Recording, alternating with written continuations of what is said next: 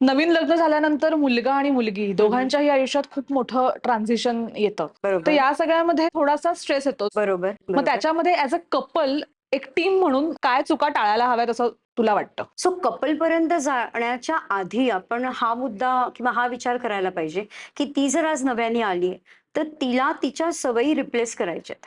या. राईट. आणि ह्या रिप्लेस करताना तिला ही काळजी घ्यायची आहे की कोणी दुखावलं नाही जाणार. हम्म. सेम वे घरातल्या म्हणजे तिच्या जे सासरचे आहेत किंवा तिचा जो नवरा आहे त्यांनीही ही काळजी घ्यायला हवी आहे की ती दुखावली नाही जाणार. बरोबर. सो इथे आपण जर का 4:1 चा रेशो बघितला तर ती एकटी आणि मे बी तिचा दीर आहे, नवरा आहे, सासू सासरे आहेत.